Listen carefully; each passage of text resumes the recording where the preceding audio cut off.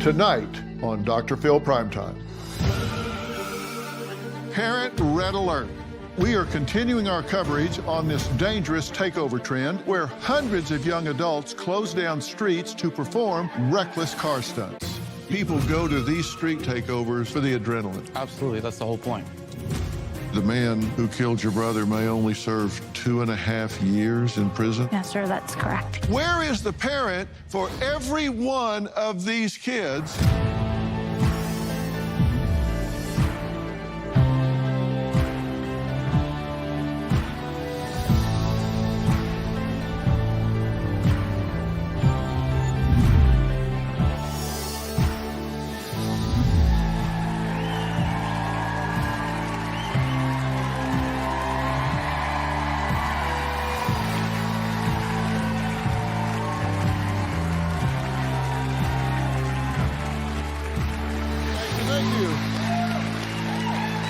Tonight, we are continuing to discuss a topic that I believe is a parent red alert. A few months ago, we covered a shocking new trend law enforcement calls a takeover, an event organized on social media with the sole intention of gathering as many teens and young adults as possible in order to literally take over city and suburban streets, parks, malls, and houses to party in for profit. Now, often these events result in businesses ransacked and neighborhoods destroyed from chaotic behavior and violence that ensues, many times leading to arrest and death. Takeover parties is what we've taken to calling this phenomenon. Get a group of young people getting organized, showing up at a place that they're not supposed to be, taking over abandoned building, a warehouse, or a residence in some instances, waving guns around. That's a recipe for disaster. What we have seen is that young people are dying at these parties. Well, over the course of this past week, my team has been working to gather intel online in order to track alleged takeover party host in Bexar County, Texas. And once the address was revealed, we immediately provided it to Bexar County Sheriff's Office. That night, they allowed our cameras to follow them to that location, and sure enough, there were teens, drugs, alcohol, and guns. Get on the ground! We got a dog! Stay your Turn off your car! Turn it off! Keep your hands! Keep your hands away from your body! On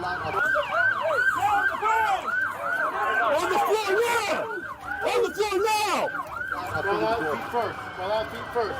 Keep coming. Keep coming. Keep coming. Good. I got you covered. All the way down. All the way down now. The house doesn't smell like marijuana. You understand that, right? You got a phone on you? Anybody else inside the house? It looks like it's semi-automatic. These are the weapons that are claiming the lives of innocent kids on the street. Same weapon that's being used in school shootings across the nation.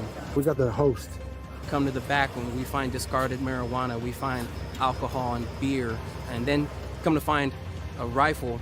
You introduce that, and that's a recipe for disaster. Melina knows firsthand how unsafe a takeover can be. Her teenage boyfriend, Landon, was shot and killed. On August 3rd, we decided to go to a party. When we went to the final house, it was just packed, and it ended up being a lot of people just waving guns in the air. Me and Landon had walked outside, and that's when we heard the first gunshot. I just remember running, and when I got to my car, I realized that he wasn't with me, so I ran back into the house. There was people standing around a person on the ground.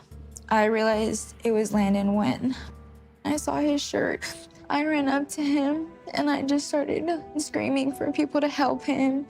These parties are very dangerous. I feel guilt from it because I know had I not wanted to go, he would still be here.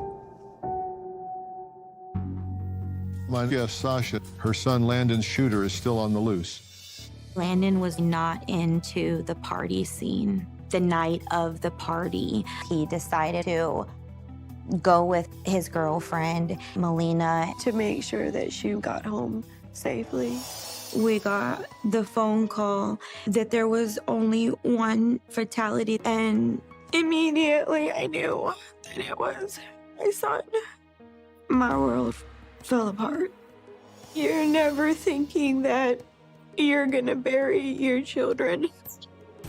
It doesn't matter how well-intended they are. Yeah. You put certain things together, it's just going to spell disaster, right? Yes. You put drugs, alcohol, brains that aren't finished growing yet, Sure. and then you throw guns in the middle of it, and who knows what happens.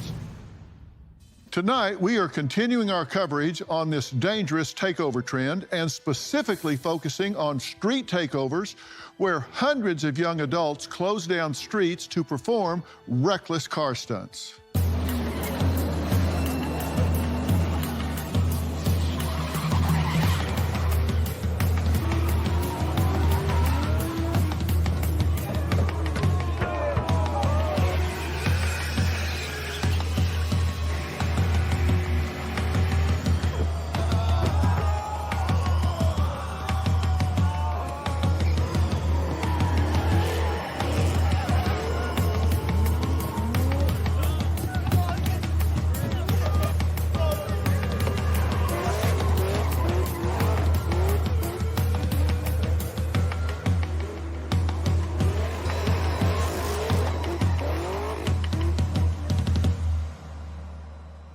If I had a soapbox, I would climb up on it right now, because what you were just looking at here are these teens just taking over a street, taking over an intersection. The police show up and they swarm and attack the police car.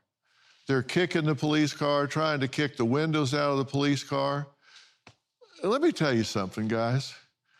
Enough's enough and too much is too much.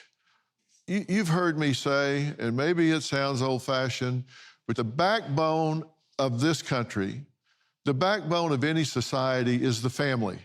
It's the family unit. And when I look at something like you were just looking at here, with these kids out swarming this intersection, climbing up on, kicking a police car, trying to kick the windows out of a police car, you know what my first thought is? Every one of those kids has a parent somewhere. Where is the parent for every one of these kids? And what in the world is going on that that kid has been raised in such a way that he thinks that's okay? Because you know who's in that police car? In that police car is a man or a woman who gets up every morning and puts on a uniform and steps out into the world to stand in the gap to keep you and me safe. Every single day. And then they show up where something like this is going on and they're swarmed and attacked by a bunch of teenagers. Where are their parents? Does that occur to y'all when you see that? Where is their parents? Were these kids raised by wolves? And if you don't know that your kid's out trying to kick the windows out of a police car, let me tell you something. It's your job to know. And I've done some shows recently involving school shooters. And you remember the school shooter, Ethan Crumley, up in Michigan. They prosecuted the parents. You know why? Because the parents enabled the child. And the child went out and did something tragic. And when they checked back, the parents were recklessly, negligently inattentive. So if you're watching this, you need to know where your kids are and what you're doing. My first guest, Eli, is a household name here in Texas when it comes to hosting legal car events. I didn't say illegal, I said legal. He says he understands what draws the younger generation to illegal street takeovers because he was once drawn to them himself.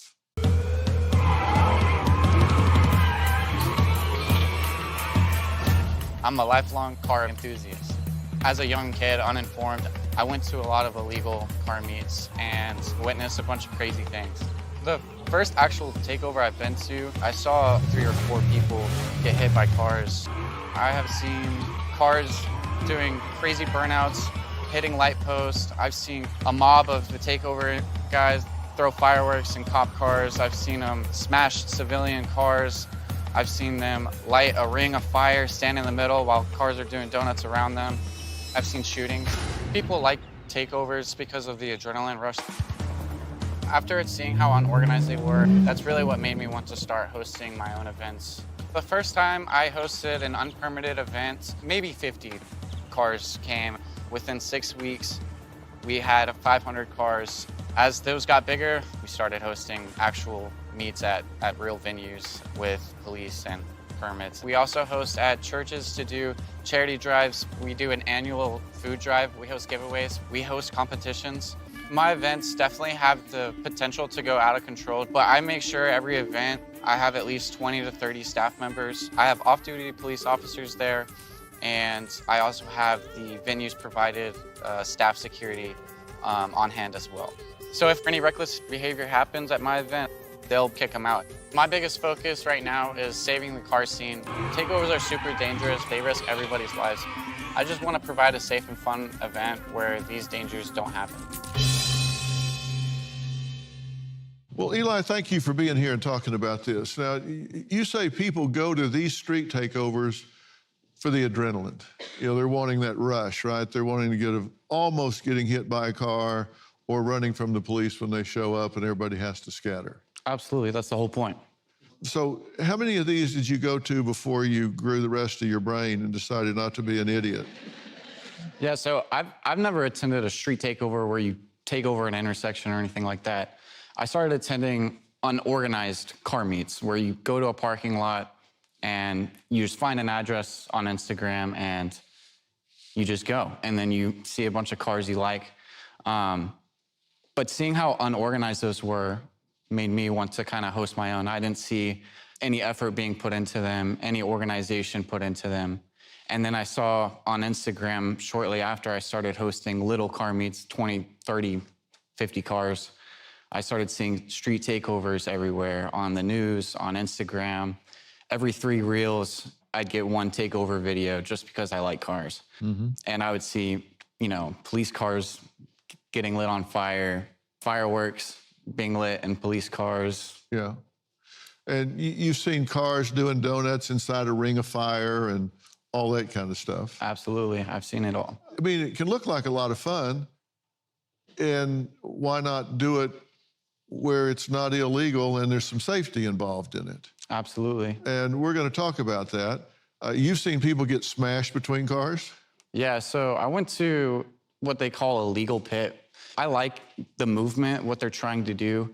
A lot of the legal pits that you see around, I don't see it being actually legal. They just find an owner of a piece of concrete to allow them to come out, and they'll sell tickets.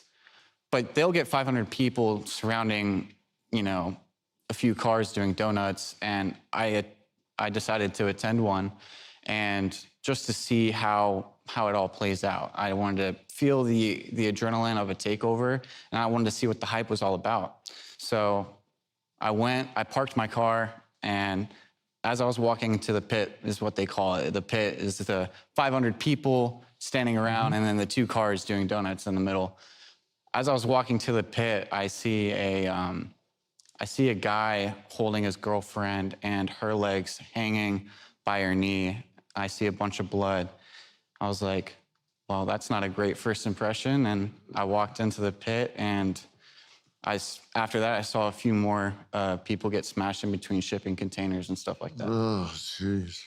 Next, an alleged street takeover that left a young man dead and his fiancée clinging for her life after a reckless driver hit them both as they crossed the street walking friends home from a dinner party. That's where it gets out of control. We're going to meet the fiancée and the young man's sister because they were just taking a walk. We'll be right back.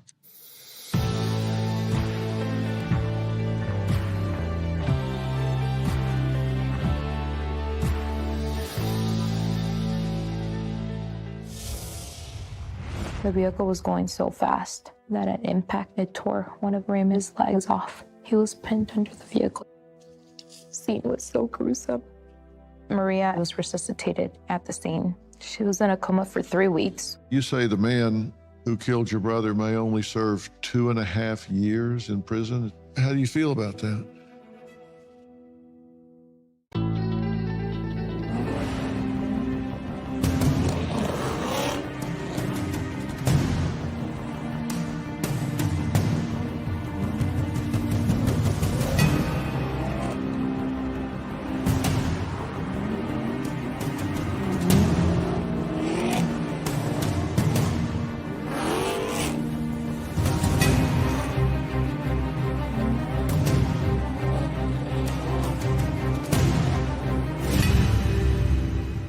Cindy and Maria know firsthand just how dangerous a street takeover can be. Maria says what started out as a fun night hosting a dinner party for friends ended up with her in a coma and her loving fiance, Raymond, dead. Maria says while crossing the street, she and Raymond were run over by a young man allegedly leaving a street takeover. Now Maria is left to pick up the pieces while Raymond's sister, Cindy, fights for safer streets in honor of her late brother. When I woke up, the doctor came running to me. She told me not to get out of bed because I had been in a car accident. I get a call from my sister telling me my brother died.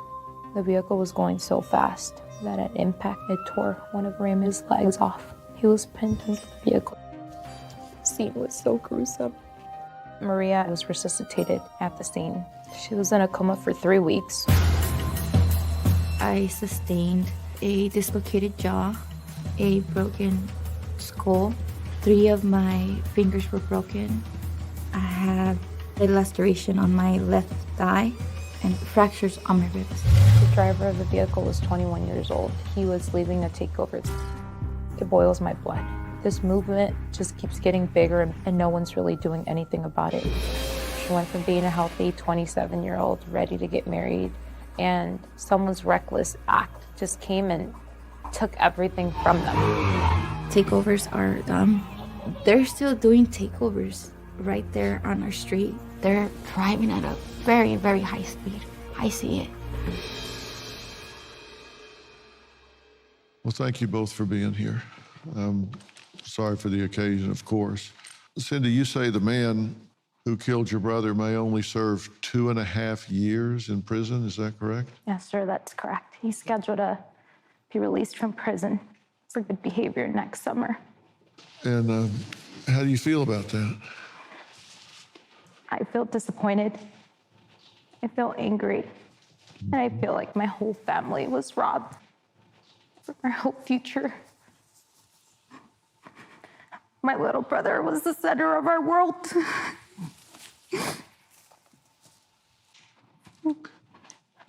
Our lives are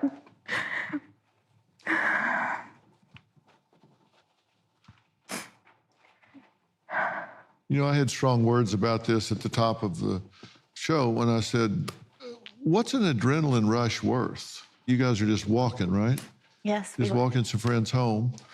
And you've got to ask yourself every day, Why? what do you ask yourself? Why? That's what I ask myself every day, just why? And how do you answer that question? You see kids recording the crash scene and laughing about it and all. What do you say to yourself about that? Have we lost our minds here? Are we out of control?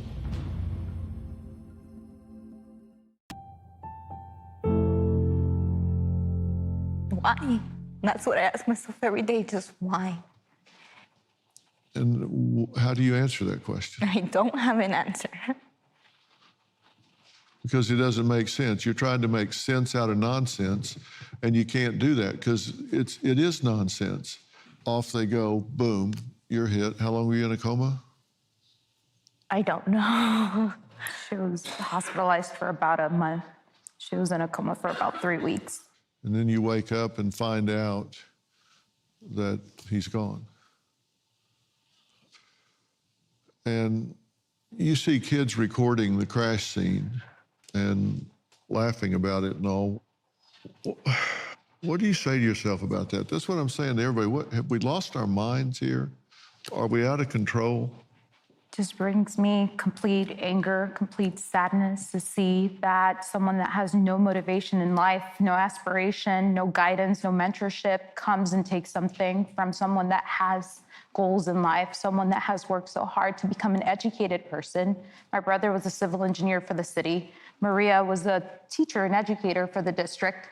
And here you go, 2 successful young people crossing a residential street and a vehicle driving recklessly, fleeing one of these takeovers, heading to another location, strikes them.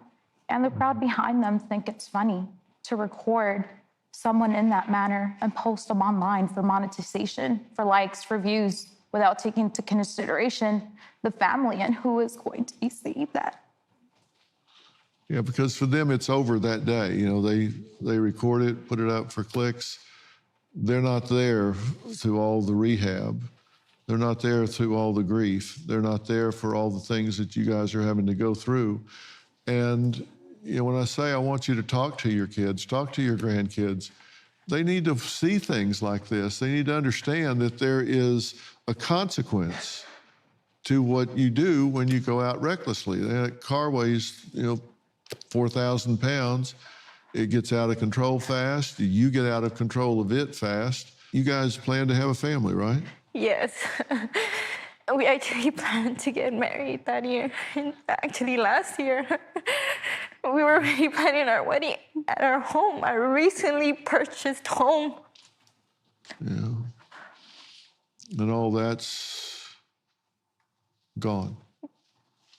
This kid took all of our hopes, our dreams.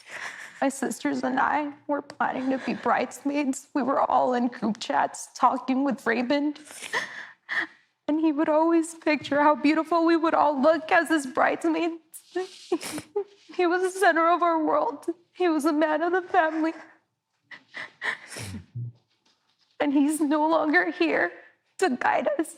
He was paving the way for all of us. He was a first-generation American, first to graduate from college, first to get engaged, first to buy a home. He was living life by the book, doing things. He accomplished so many things at such a young age. He was only 27 years old when he was killed.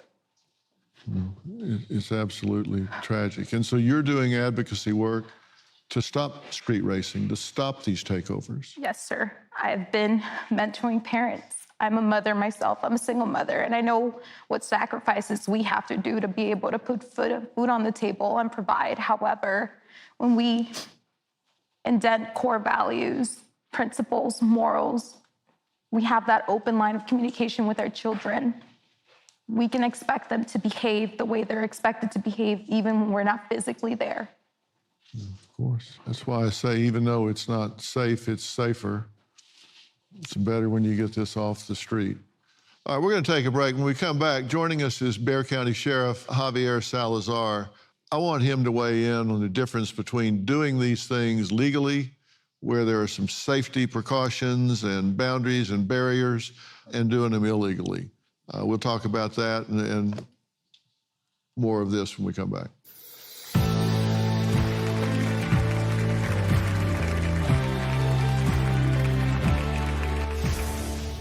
A lot of times alcohol and drugs are involved, many times firearms are involved, and the bravado that goes along with that, and they feel compelled to get out and let's see what else we can get away with. And it's just one-upsmanship to the point where now you're just placing people in danger for their lives.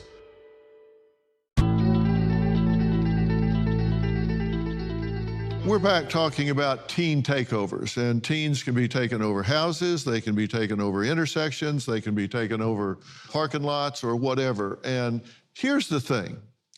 Think about those words in a sentence. Teen takeover. Let me say it again. Teen takeover. Now, the problem with that is several. Your brain's not through growing until you're at least 25. Some research says not until you're really early 30s, particularly for guys. And the last part that grows is the neocortex, this part in the front. That's what makes us different than a lot of animals. And that's the part where you have foresight, the ability to predict the consequences of your actions. You know, it's the reason you don't give a 16-year-old kid a brand new Corvette, because they have no idea how fast that can turn into just a bunch of plastic scattered on the highway. They don't have the ability to foresee that. As adults, we're supposed to see around those corners for them until they get that ability. Now, Eli, who's with us tonight, hosts these kinds of car shows, these kind of car events in a legal way with actually police at the event. Because look, it's okay to do things with cars as long as you have safety considerations in place. Now, Sheriff Javier Salazar from Bexar County is with us.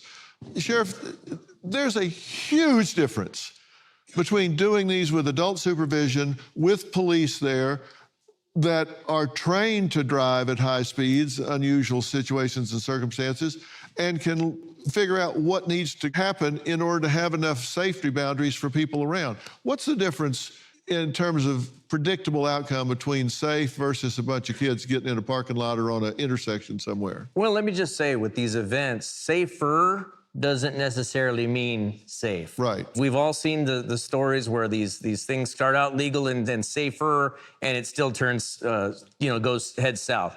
But with that being said, what we see in the street takeovers is just straight up lawlessness. They get out there, again, a lot of times alcohol and drugs are involved, many times firearms are involved, and the bravado that goes along with that. And they feel compelled to get out and let's see what else we can get away with. And then, well, that group over there did this. Let's see what else we can get away with. And it's just one-upsmanship to the point where now you're just placing people in danger for their lives. Yeah, and we've looked at this where we've seen, apparently there's a big thrill to spinning around because we see lots of donuts and lots of spinning, even tighter than a donut. And I've seen video after video with some girl hanging out the window until the car spins too much and hits a light pole, and then she's thrown out the window, all except her left leg, which got caught in the crack of the car, and then people's lives are changed forever. That's the problem.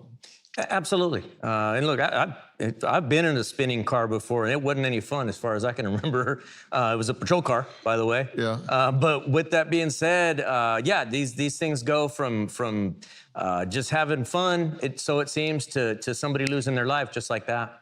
Yeah. And that's just a perfect example of what we're looking at here, people getting thrown out the windows or somebody getting too close and, getting hit and boom. That's what you're trying to avoid, right? Absolutely. I promote it every day. Yeah. I promote that anti-takeover every day. Yeah. And the host of illegal takeovers want videos that are outrageous so they get a lot of clicks, right? Everybody scrambling to get away from the police, guns going off, everything happening in the world because that's the big adrenaline rush. Now, everybody gets a car and puts a loud muffler on it, says, we got to go get in this. This is fun. This is like scatter. But that's not fun for you guys. No, it's no fun for us. I mean, you're putting everybody in the public at risk when you're doing that sort of stuff. Not just the spectators, but the motoring public when you're doing a highway takeover. Not to mention all the first responders that are going code to get there to stop it from happening. Yeah, you guys even now have guidelines where you'll break off a high-speed chase rather than chase somebody in an unsafe way or into an area where there's going to be a lot of traffic and that sort of thing. Sure. I mean, at a certain point, when the pursuit tactics themselves become more dangerous than what started the pursuit, when it comes to that point, it's time to start thinking about cutting things off at that point, for sure.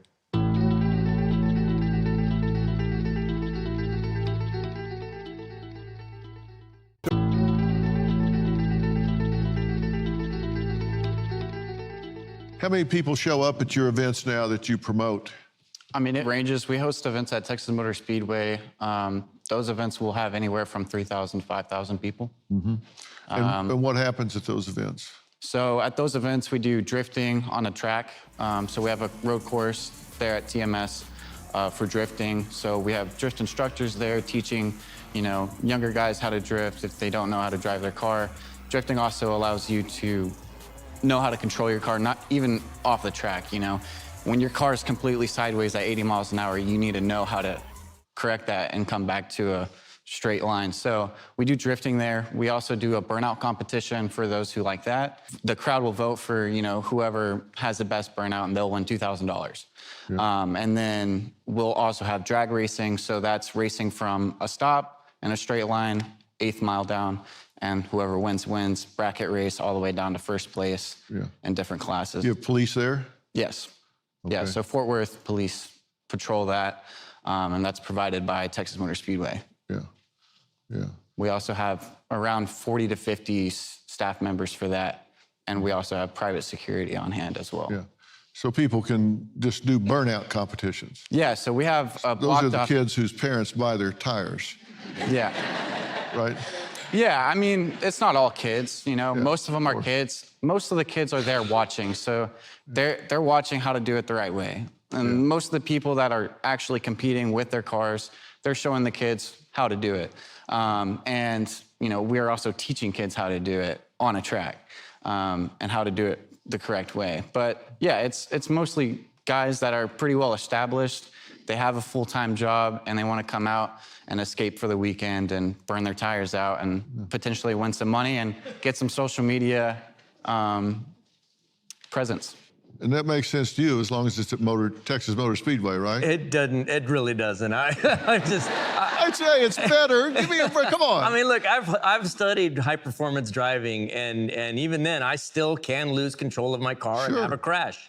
I just, you know, some young kid. I get it. They're older kids, but still, it doesn't make it necessarily the safest thing going out there. But at least it's at the Motor Speedway where there's a lot of room. Granted, at least it's at the Motor Speedway, but still, I mean, those cars, once they get to flying around and losing control, it can easily fly into a crowd, fly into another car. You know, things can still go south. Yeah, that's why they have those fences with all the reinforcement at NASCAR. Sure. I drove the pace car a couple of months ago, and it's a big, wide track, but you get going really fast on those banks, it can get out of control. I didn't, but you can. When we come back, we're going to add someone to the conversation, a retired cybercrime detective who travels the country training students on how to properly report takeovers and other crimes that they see online. This is going to be important to hear, because when you see it, what do you do? Because, I mean, they have millions of posts every day. This stuff just goes up all the time. But what can you do if your kid does bring this to you? Your teen says, look, you know, this is where you told me not to do, but, you know, here's one, here's another, here's another. What do you do about all that? We're going to get his advice right after the break.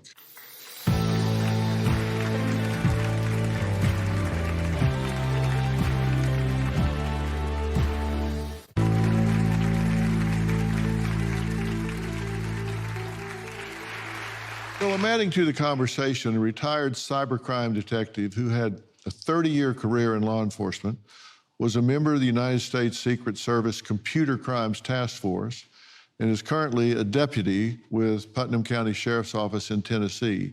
Now, he travels the country, really raising awareness and teaching students how to properly report dangerous activity that they see online. So please welcome Detective Rich Wistocki. Thank you so much for being here. Thank you, Dr. So when they see this, there are things that they can do. What's number one? So number one, when I train kids and parents what to do with these types of things, a lot of times they just will delete it, they'll report it. But number one, we need to be able to take screen captures of everything. Okay. The chat, the profile, the pictures, the videos, anything that the poster's putting out, we need to take screen captures of that. Because it could go away. Yeah, it can go away. Yeah. They can delete it. Yeah.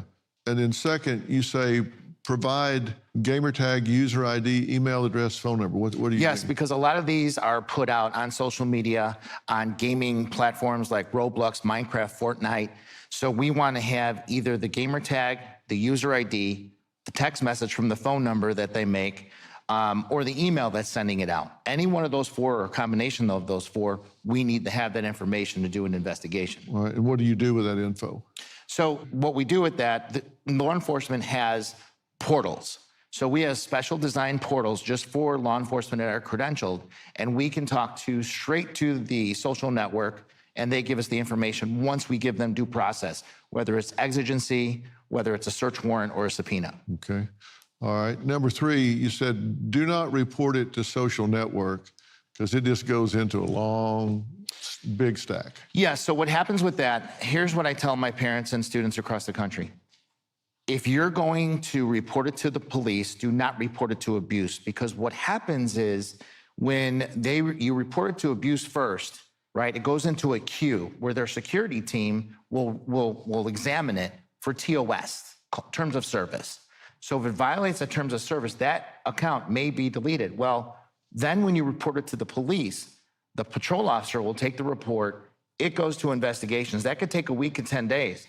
Then once the detective goes and does preservation, subpoena, or search warrant, they've already deleted it. But if you're not going to report it to police, by all means, always report it to abuse. You say write a detailed written statement about what happened. Yes. So I want the person who is viewing it to write down exactly what happened, who sent it, and how it made them feel, because in law enforcement investigations, we cannot be alarmed and disturbed according to the Supreme Court. But if I have a victim reporting to us that they're alarmed and disturbed for these reasons, that can go into a search warrant that we're going to serve on the social media to find out what these people are up to. Okay. And then you say print everything and put it on a flash drive. Why? Right. So I want them to, everything that we told them to grab, we want them to print it out and put it on a flash drive. The reason why we need to put it on a flash drive is because of those portals. The social networks are going to require law enforcement to upload what the threat is, to upload what the danger is. So taking those screenshots in digital form, putting in our computers and uploading them into the platform, then they have it immediately. So if somebody sees that and reports it, can they get to this fast enough before something happens? Because usually this drops really quick, right, Sheriff? Yes, sir, absolutely. Yeah, they'll put it out. Here's what the ECPA says, the Electronic Communications Privacy Act. If death or great bodily harm is about to happen or happening now, within reasonable amount of time, which means about 2 hours, and we do this with school shootings too, school shooting threats, within about 2 hours, we can identify where the person is, who's posting it. Within 2 hours? Within 2 hours. And then you activate local law enforcement? Absolutely. My final thoughts about all this after the break.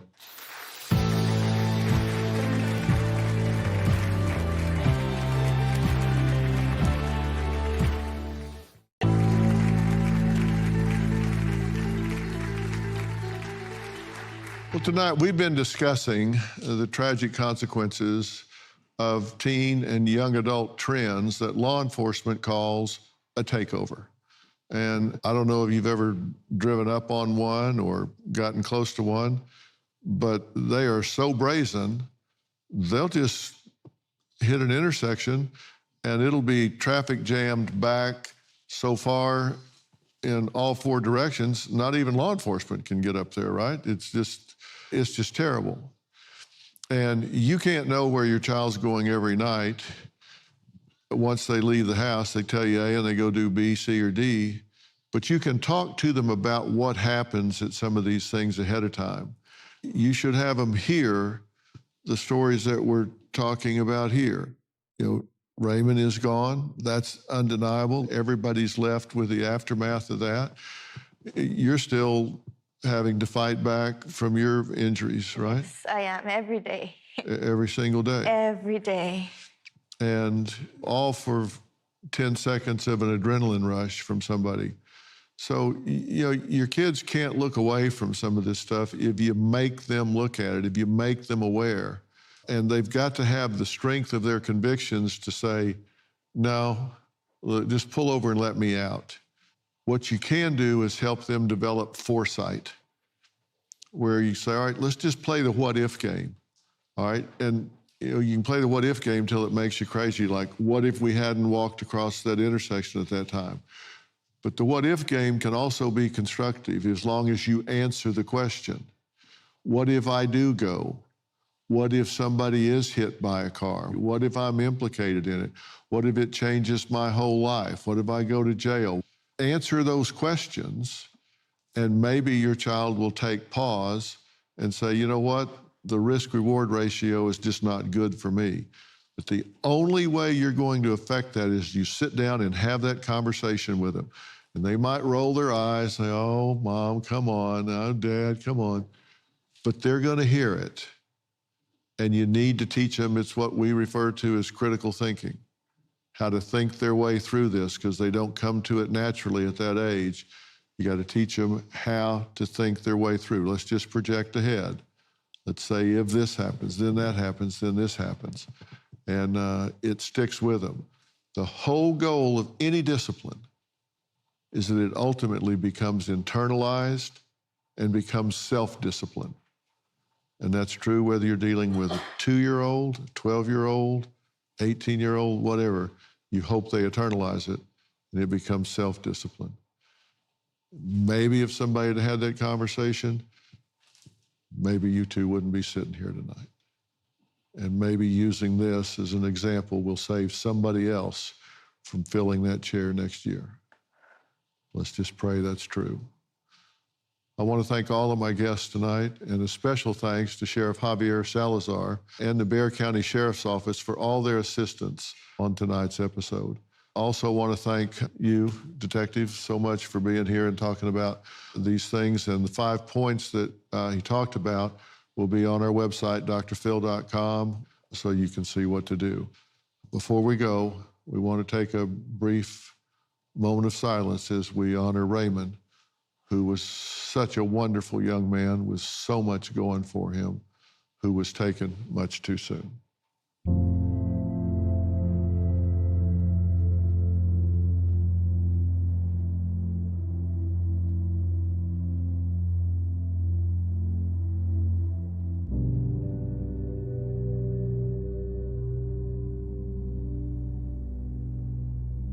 Thank you all for being here. Good night.